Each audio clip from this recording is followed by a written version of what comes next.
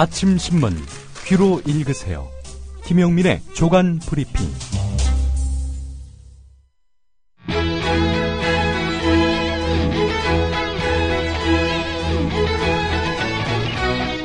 미디어 협동조합 국민TV 개국기념 특강 신춘 2014 대한민국을 말하다. 미디어 협동조합 국민카페 온에어가 국민TV 개국을 맞아 주간 특강을 마련합니다.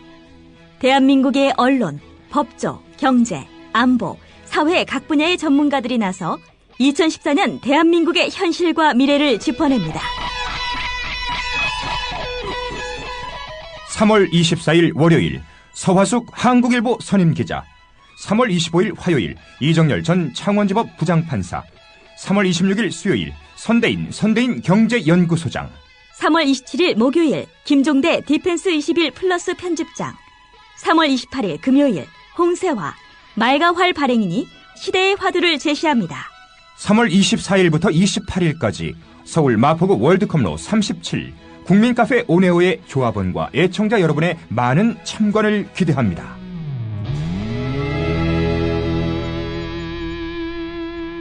서화숙 기자, 이정열 전 판사, 선대인 소장, 김종대 편집장이 나서는 월요일부터 목요일은 저녁 7시 반, 홍세화 발행인이 나서는 금요일은 오후 5시에 강연이 펼쳐집니다. 네, 김용민 PD와 함께하는 조간 브리핑입니다. 안녕하십니까? 네, 안녕하십니까? 예, 갈수록 옷차림이 좀 가벼워지고 있습니다. 예, 봄이 오고 있는 것 같습니다. 예. 오늘 준비한 첫 소식 어떤 겁니까? 삼성 백혈병 문제와 문호조 경영을 비판하는 칼럼을 쓴 송경동 시인에게 경향신문 편집국이 아니라 광고국이 일부 표현을 수정해달라고 직접 요청했다고 합니다. 예. 칼럼을 광고란에 냈습니까? 아닙니다. 기사 나가는 지면에 냈는데 요청을 광고국에서요. 예. 예. 경향신문 광고국은 이틀 전에 송경동 시인에게 전화를 걸어서 삼성 백혈병 문제를 언급하면서 무슨 아우슈비츠도 아니고 삼성전자와 삼성 SDI, 삼성 반도체 등에서 생체 실험의 대상이 되었거나 죽거나 투병 중인 이들이 제보된 사람들만 190여 사람이 됐다라고 썼어요. 예. 이에 대해서 경향신문 광고국은 이 가운데 생체 실험이라는 표현을 수정해달라고 전화했고 송경동 시인은 이걸 받아들였다고 합니다. 경향신문은 최근에 삼성 비판 기사의 출고 시기, 그러니까 게재 시기를 늦추거나 데스킹 과정에서 삼성을 삭제했습니다. 경향신문도 삼성 광고에 장악당한 셈입니다. 예. 이런 사정은 어떻게 파악을 하셨나요? 미디어 오늘에서 보도가 된 내용인데요. 예. 이 남의 얘기가 아닙니다. 작년에 미디어 협동도 조합이 출범하면서 우리는 삼성 광고를 받지 않는 언론이 되겠다면서 주요 일간지에 광고 신청을 했었지요. 예. 실무 담당자가 또 우리 조상훈 국장이시기도 했는데 하여튼 그 신문사들 온갖 구실과 변명으로 거절했습니다. 갖가지 이유를 댔어요. 그런데 우리는 삼성 눈치를 안 볼 수가 없어요. 라는 말은 없었습니다. 예. 비슷한 일이 또 발생했습니다. 삼성 바로잡기 운동본부가 삼성전자 서비스 AS 기사들의 노동 실태를 알리는 광고를 국내 주요 일간지에 게재하려고 했습니다. 자, 그런데 일간지들 외면 또는 단가 부족 등의 이유로 광고를 게재하는데 실패했습니다. 484만여 원의 돈을 모아서 이 돈으로 이제 일간지 광고를 하려고 했는데요. 예. 대다수 일간지들이 거부한 것입니다. 예. 지난해 에피소드를 말씀하셨는데, 예. 예, 처음에는 조간에 내려고 했습니다. 네. 근데 어느 신문이라고 말씀드리진 않겠습니다. 예. 석간인데, 예. 우리 신문에 좀 내면 안 되겠느냐. 예. 광고 시안을 보내줬습니다. 네. 보더니 안 되겠다. 이런 답변을 들었죠. 석간의 종합 일간지입니까? 뭐 좀 색깔이 특이한 신문입니다. 예. 뭐 하나밖에 없네. 예. 사실 이 광고 게재료요. 예. 뭐 저희도 일면에 광고를 몇 번 내지 않았습니까? 그렇습니다. 한 500만 원대는 돈으로 광고 가능합니다. 예. 굳이 일면이 아니더라도요. 예. 이보다 훨씬 낮은 가격에 안쪽에 있는 지면에 가능하고요. 예. 이와 비슷한 금액으로 일면 광고까지 가능하거든요. 예. 삼성 눈치 때문에 광고 못 시켰다. 이렇게 보는 게 가장 정확하겠죠. 예. 자, 미디어 협동조합 내일 총회를 엽니다. 1년 전과 지금 바뀌지 않은 또 앞으로 바뀌지 않을 원칙이 있다면 삼성 광고를 안 받겠다는 겁니다. 그렇기 때문에 삼성에다가 할 말을 할 수 있는 겁니다. 삼성 비판하는 영화, 그래서 상영관을 잡지 못한 영화, 미디어 협동조합이 만든 카페에서 상영할 수 있는 겁니다. 바로 모레 3월 23일 일요일 낮 4시에 서울 마포구 합정동 426번지 1호 웰빙센터 지하 1층 국민카페에서 삼성 백혈병 노동자들의 분투기 탐욕의 제국을 상영합니다. 음료비까지 포함해서 관람료 10,000원입니다. 많이 찾아주시길 바라겠습니다. 예. 삼성 광고와 관련된, 삼성의 광고 시장 장악이죠. 네. 관련된 얘기를 좀 해볼까요? 그러니까 만약에 이런 삼성 비판 신문 광고를 쓰게 되면은 삼성으로부터 광고를 못 받을 수 있다. 신문사들은 이 걱정하는 겁니다. 예. 또 삼성 비판하는 칼럼을 이렇게 게재하면은 또 삼성이 화가 나서 우리한테 광고를 안 줄까봐 이게 신문사, 편집국, 광고국 모두 삼성 비판 기사에 전전긍긍하고 있는 것이죠. 예. 신문사마다 사정은 다르겠습니다만 대략 한 4분의 1 정도의 매출을 네. 삼성 광고가 차지한다. 그러니까 신문사 한 해 수입의 4분의 1을 삼성 광고가 담당한다면 삼성에 장악 안 당할 수가 없는 거죠. 예. 예. 오늘 본격적으로 뉴스 브리핑 한번 해볼까요? 예. 어제 박근혜식 끝장 토론 이게 화제였죠? 예, 회의도 예정 시간을 3시간이나 넘겨서 밤 9시까지 진행되었습니다. 그러나 열띤 토론은 없었습니다. 민간 참석자들은 대부분 미리 써온 원고를 읽는 것으로 자신의 의견을 밝혔고요. 주무장관들은 준비한 답변을 내놨습니다. 예상하지 못한 돌발 질문이나 찬반 격론 이런 건 없었고요. 예. 전반적인 분위기도 딱딱함을 떨치지 못했습니다. 저 흥행 요소가 제로인 이런 토론회. KTV만 중계해도 과한데요. 예. 지상파 3사, 포털 사이트에서까지 이 회의가 생중계됐습니다. 이에 대해서 전국 언론노조 KBS 본부는 중계방송은 국제, 국가 차원의 행사 등에 한정돼야 하는데 청와대 회의를 중계한 전례는 없다. KBS가 국영 또는 관영방송으로 전락한 상징적인 사건이라고 비판했습니다. 예. 시간을 규제를 했습니까? 규제를 협파했습니다. 협파해서 퇴임할 때까지 토론을 했으면 어땠을까라는 생각이 듭니다. 글쎄 말이에요. 3년 11개월 동안 토론을 하면 얼마나 좋겠는가 그 자리에서. 사실 규제 협파를 한 7시간 갖고 토론 못하죠. 예. 3년 11개월은 토론을 할 일입니다. 예, 방송 시간에 규제가 있었던 모양입니다. 예. 오늘 이 토론에 다룬 조간신문 기사들 어떻습니까? 오늘 조선일보를 보면요. 어제 회의를 통해서 힘들고 어려운 사람들이 마음의 짐을 털었다. 이런 식의 느낌을 갖게끔 일면 제목을 뽑았습니다. 예. 9년간의 푸드 트럭 족쇄 10분 만에 풀다. 이런 제목입니다. 이게 뭐냐면요. 푸드 트럭 아시죠? 트럭에다가 음식물을 이렇게 조리해서 식당처럼 예. 트럭 몰고 다니는 분들. 그렇게 해서 예. 이제 파는 분들, 개조한 트럭에서 음식을 조리해서 판매하는 이게 바로 푸드 트럭입니다. 해외에서는 이미 레스토랑의 한 종류로 받아들여질 정도로 일반화됐는데요. 하지만 한국에서는 차량에서 음식을 조리해서 팔게 되면은 식품위생법과 도로교통법 위반입니다. 지난 9년 동안 이 일을 숨죽여 해왔던 자영업자 한 분이 대통령 앞에서 하소연했습니다. 그러자 주무부처 장관이 자동차관리법 시행규칙을 개정해서 푸드카 개조를 적법하게 바꾸겠다 이렇게 말했습니다. 예. 식품의약품안전처장도 합법적으로 개조한 푸드트럭은 자동차 등록증만 있으면 식품 접객업을 할 수 있도록 하겠다 이렇게 약속했습니다. 조선일보는 9년 동안 안 됐던 일도 박근혜 대통령 앞에서는 10분 만에 해결된다는 박정희 대통령에 이은 전지전능한 각하 신화를 쓰려하는 것 아닌가 전 이런 느낌을 받았습니다.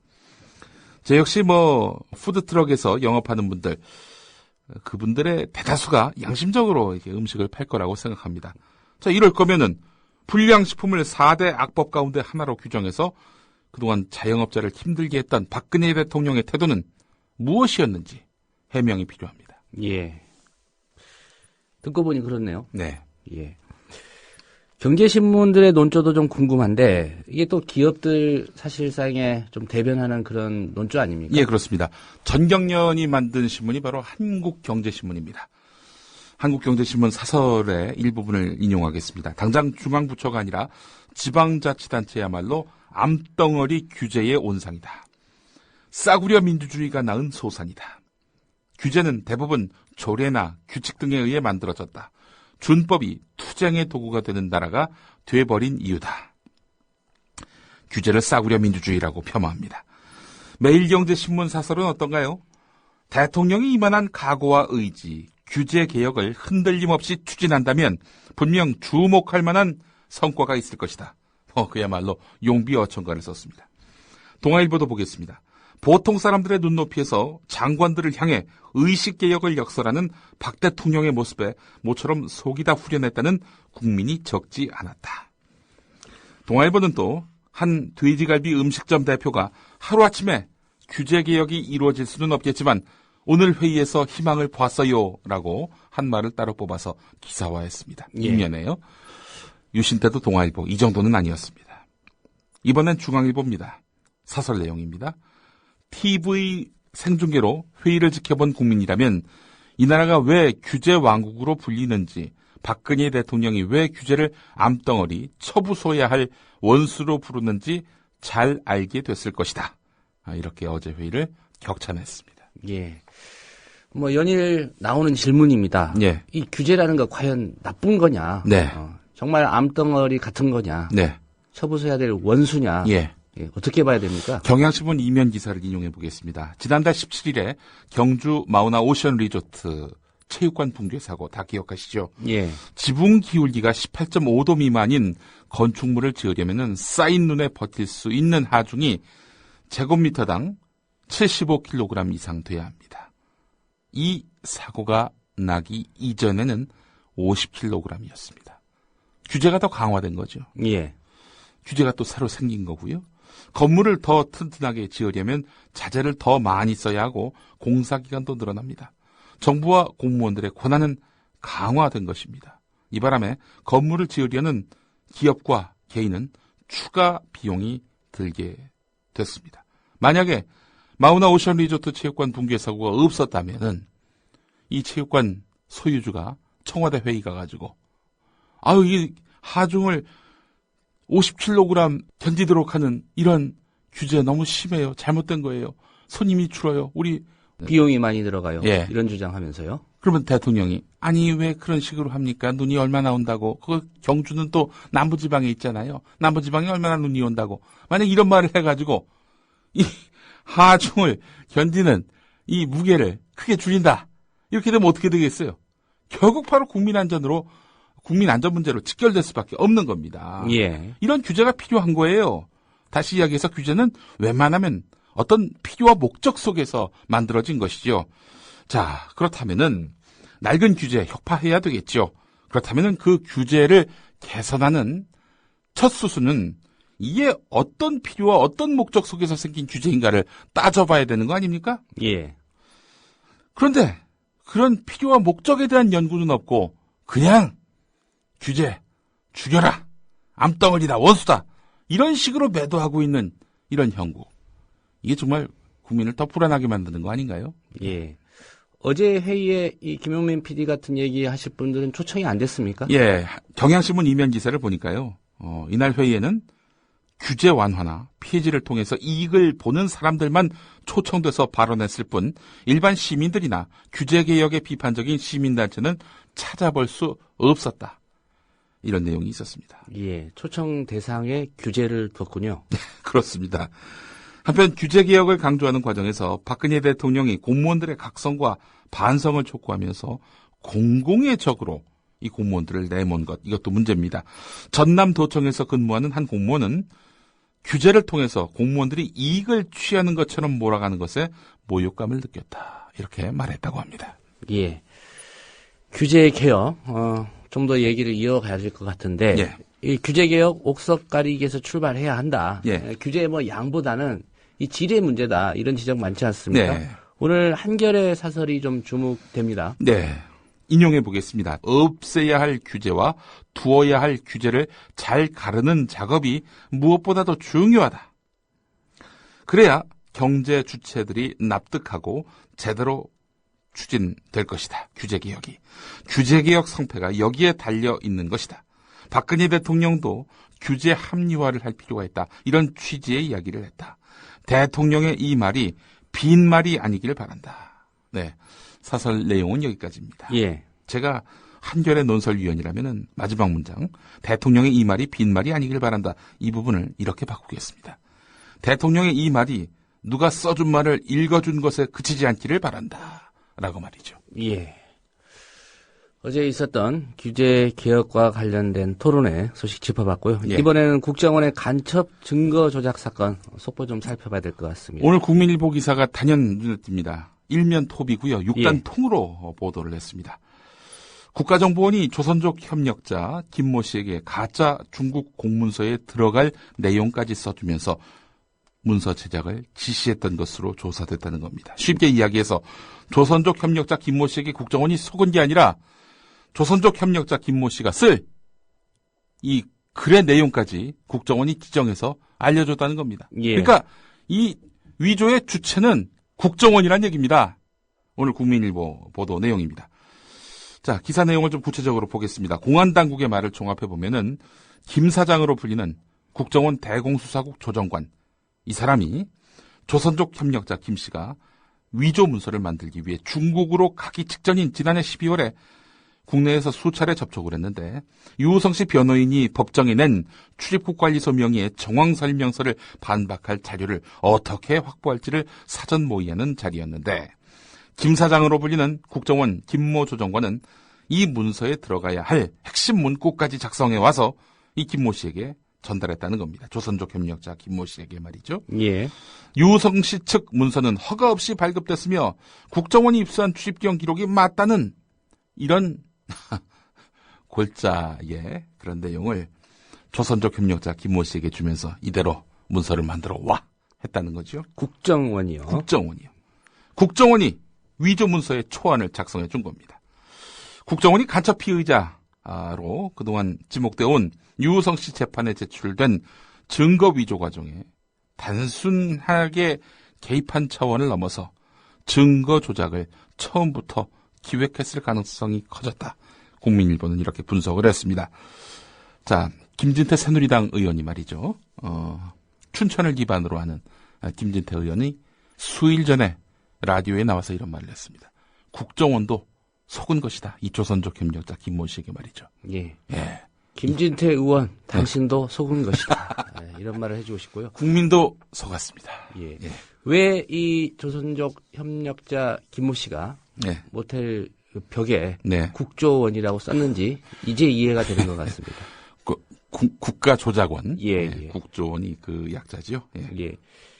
뭐, 이 보도대로라면 예. 사실상 국가정보기관이 네. 예, 혐의 입증에 이제 욕심을 내 나머지 응. 없던 증거를 날조했다. 네. 이렇게 봐야 되겠군요. 그렇습니다. 조선족 협력자 김모 씨는 지난해 12월 10일에 문서 위조 전문가를 접촉하기 위해서 자신의 주 활동 무대인 중국 칭다오로 건너갔습니다. 다시 이야기해서 이 김모 씨가 말이죠. 일단 그런 문서가 있는지 없는지 진본을 받기 위해 돌아다닌 게 아니라 아예 건너간 직후부터 문서 위조 전문가를 찾으러 다녔다는 얘기입니다. 한마디로 얘기해서. 예. 자, 김모 씨는 조선족 협력자 김모 씨는 칭다오에서 여러 조선족 단체 간부로 활동해서 풍부한 인적 네트워크를 지니고 있었는데요. 이곳에서 조선족 이모 씨를 통해서 중국인 문서 위조 브로커를 소개받고 이엔지로 이동했습니다. 김 씨는 그 이튿날 조선족이 운영하는 이엔지의 한 호텔에 투숙하면서 가짜 문건을 만들었습니다. 국정원 조정관 김 사장으로 불리는 김모 조정관이 적어준 내용대로 답변서를 수기로 쓴 다음 컴퓨터로 타이핑했다고 합니다. 상황이 이런데도 검찰 지금 간첩 혐의 무죄 선고받고 항소심 재판 중인 유우성 씨. 예. 그냥 놔두지 않는 그런 분위기 같습니다. 예, 그렇습니다. 국정원 대선 개입 사건 때 여직원 김하영을 감금한 것이다. 이런 혐의로 민주당 의원들이 그동안 검찰의 수사를 받지 않았습니까? 예. 이 민주당 의원들 다음 주쯤 기소될지 말지 결론이 날 것 같습니다. 자, 사실 이 민주당 의원들이 감금한 게 아니죠. 안에서 잠근 거지요. 본인이요. 김직원 본인이. 김하영이. 예. 예. 뻔히 다 드러난 사실임에도 불구하고 검찰은 지대하게 그동안 수사를 진행해 왔습니다. 건도 깜도 안 되는 사안을 갖고 말이죠. 자, 결국 검찰의 의도는 이렇게 요약됩니다. 유성을 무고한 피해자로 남기기 싫다. 이런 속내를 표출하려 하는 것입니다. 조선일보 12면을 보니까 말이죠. 유성 씨가 국내 탈북자에게서 돈을 받아가지고 이 탈북자의 북한 가족에게 전달해주는 이 브로커 역할을 했는데 이게 2010년 기소유예 처분을 받았음에도 불구하고 검찰이 재수사하기로 했다는 겁니다. 예. 새로운 단서가 발견된 것은 아닙니다. 유성 씨에게 뭔가 흠집을 내야 한다는 정치적 목적 말고는 말입니다. 또 중앙일보 14면을 보면요. 검찰이 유성 씨를 거짓말에 의한 공무집행 방해 혐의를 추가 포착해서 수사에 착수했다는 보도가 있습니다. 서울시 그 공무원이 됐을 때는 탈북자라는 이유로 이제 선발된 거 아닙니까? 예. 근데 알고 보니까 이 사람 화교였던 거예요. 그러니까 아니 화교면서 왜 탈북자 행세를 하느냐? 이런 것을 트집 잡아서 수사하겠다는 겁니다.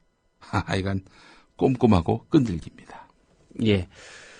다음 소식 짚어보겠습니다. 야권 통합신당 창당에 고리가 된 기초선거 정당 공천 폐지. 예.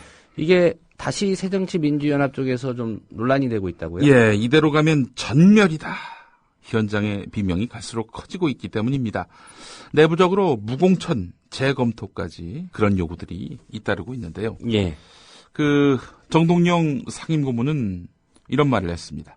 서울시 현역 구청장 20명이 다 전멸하고 그 여파로 서울시장까지 놓치게 되면 안철수 의원 역시 그 정치적 책임으로부터 자유롭지 못할 것이다 라고 말을 했습니다. 현장에서 뛰고 있는 후보들의 목소리는 훨씬 절박합니다. 서울 은평구청장이 인당수에 뛰어드는 심청이 심정 이렇게 말을 한 모양인데요. 심청이는 인당수에 뛰어든 대가로 공약미 300석이라도 얻었지만 기초선거 후보들은 무엇을 위해 죽으러 뛰어든단 말인가 이렇게 반문을 했습니다. 충청 지역의 한 기초단체장 예비 후보는 새누리당 공천에 탈락하면 통합신당 색깔인 파란색 점퍼를 입고 무소속으로 출마하겠다는 사람도 있다. 이렇게 말을 했다고 합니다. 경향신문 5면에 실린 기사입니다. 예. 결국 민주당이 이 기초선거 정당 공천 폐지하겠다. 네. 이걸 고리로 해서 그 안철수 의원 측하고 통합 얘기를 한 거 아니겠습니까? 그렇습니다. 근데 지금 당내에서 이런 의견이 나온다면 네. 이제 관심은 과연 새정치민주연합이 이 기초선거 무공천 처리할 것인가? 예. 이 부분 아닙니까? 민주당과 안철수 위원장의 새정치연합이 신당을 창당하기로 합의한 데에는 바로 기초선거 정당 공천 폐지가 고리였죠. 예. 이건 뭐냐면요. 기초선거는 기초자치단체장 선거, 기초의회 의원 선거를 할 때 민주당 새정치연합이 창당한 새 당에서는 이렇게 공천을 주지 않는다는 겁니다. 그러면은 그 당의 후보들은 어떻게 하느냐? 따로 탈당을 해가지고 무당적으로 무소속으로 출마를 해야 되는 건데 예. 이렇게 되면 문제가 뭐가 되느냐? 사실 선거를 치르다 보면은 내가 구청장 하겠다, 내가 시장 하겠다, 내가 구의원, 시의원 하겠다 이런 사람들이 아주 많습니다.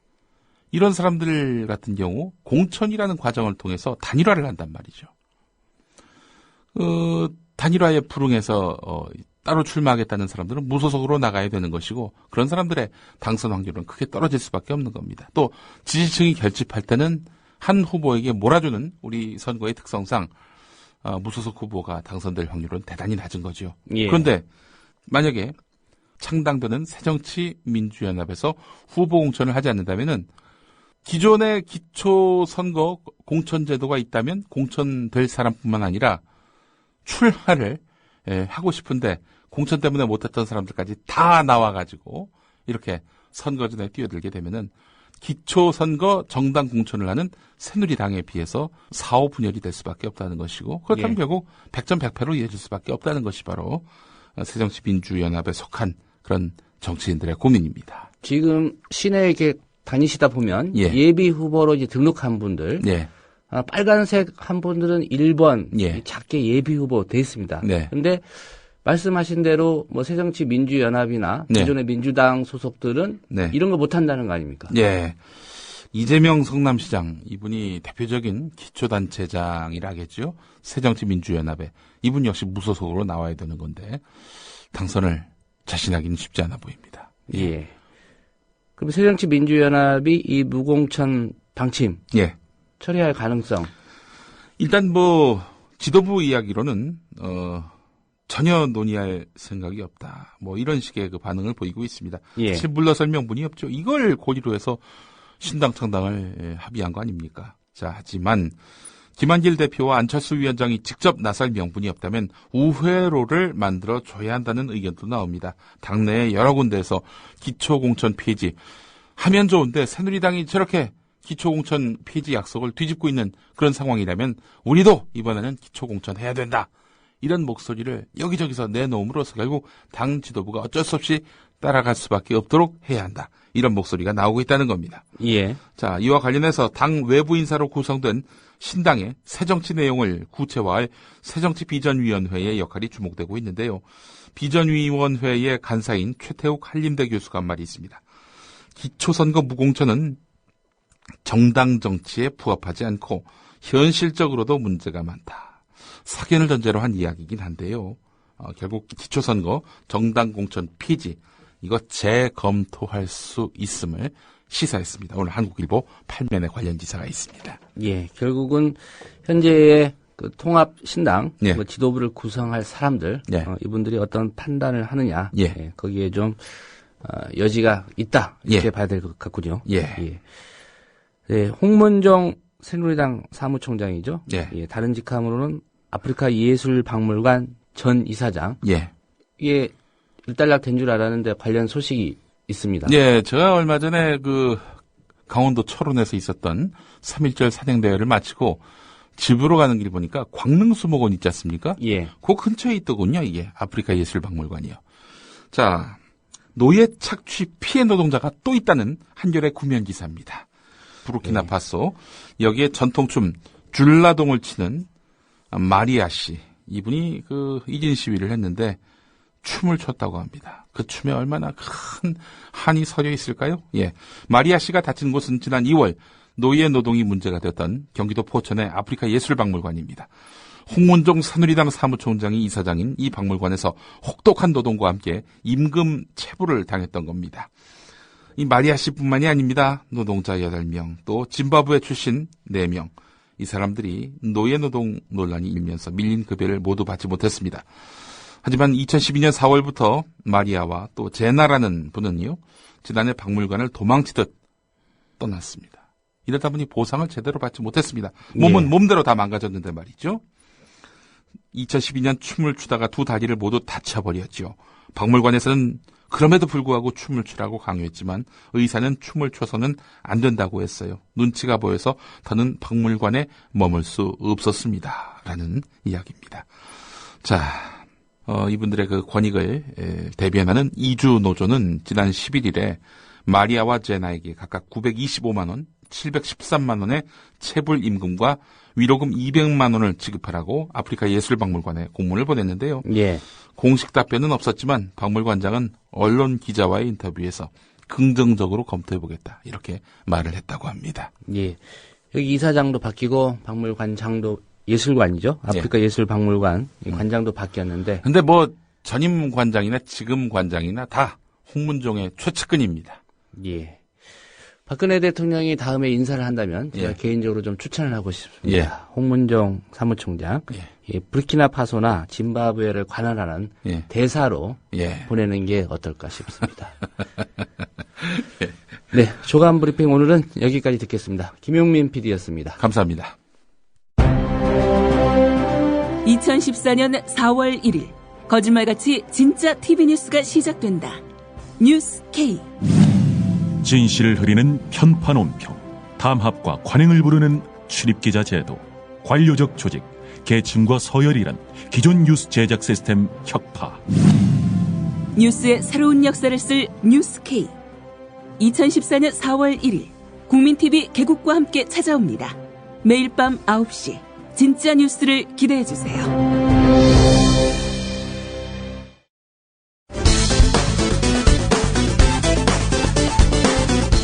노예 착취의 대명사가 된 전 아프리카 예술박물관 이사장 홍문종 새누리당 사무총장. 요새 다시 활기를 찾았는데 왜일까? 달라도 너무 다른 두 세력이 만났으니 사사건건 부딪히는 것은 당연한 일입니다. 물리적 결합은 억지로 할 수 있어도 과학적 결합은 이루어질 수 없다는 사실이 현실로 드러나고 있습니다. 새정치민주연합은 서로 다른 두 집단을 억지로 봉합해 선거를 위해 임시로 만든 집단입니다. 억지로 꿰맨 곳은 반드시 터지게 돼 있습니다. 목적지를 잃고 표류한 난파선 두 척을 연결한다고 난파선이 전투함이 될 수는 없는 것입니다. 무슨 이야기인지는 모르겠으나 홍문종 사무총장에게는 당분간 이런 응수가 적절할 듯. 너나 잘하세요. 새정치연합 측이 이념 논쟁을 피하자며 4.19와 5.18, 6.15와 14선언 등을 삭제한 새 정강정책을 만들자고 제안한 것이 단초가 됐습니다. 이념과 진영으로 갈라지고 찢어진 대한민국 사회를 하나로 묶어내라는 통합의 명령입니다. 안철수 위원장 측, 그러나 어마어마한 역풍에 직면하는데 문재인 의원의 한마디. 6.15선언 하고 14 정상선언, 그건 우리가 과거 지나간 일이 아니라 앞으로 남북 관계가 정상적으로 발전해 나가려면 남북이 함께 존중하고 또 실천해 나가야 할 방향이라고 생각을 합니다. 5.18의 희생을 기억하겠습니다. 민주주의를 지켜나가겠습니다. 안철수 새정치민주연합 공동위원장은 국립 5.18 묘지를 참배하기 전에 방명록에 이 같은 문구를 직접 적었습니다. 피켓을 들고 항의 시위 중인 진보연대 회원들에게는 일부러 다가가서 사실과 다른 내용이 알려졌다며 오해를 풀고 싶다는 뜻도 전달했습니다. 저와 동시대에 치열하게 살다가 이곳에 묻히신 분들, 지금 현재 한국 사회에 당부하시는 말씀들에 귀를 기울이면서 더 한층 책임감을 느낍니다. 새정치연합 측이 신당 정강 정책에 무기로 14선언 등을 빼자고 제안했다가 민주당 측과 진보 진영 측의 비판을 받았던 안철수 창당준비위원장은 광주를 찾아 사과했습니다. 동지 여러분들께 먼저 사과의 말씀 드립니다. 뜻하지 않는 논란으로 마음을 불편하게 해드렸습니다. 그러면서도 4.19 혁명과 5.18 광주민주화 운동에 대해 삭제를 요청했다는 보도가 있었습니다. 분명히 말씀드립니다. 사실이 아닙니다.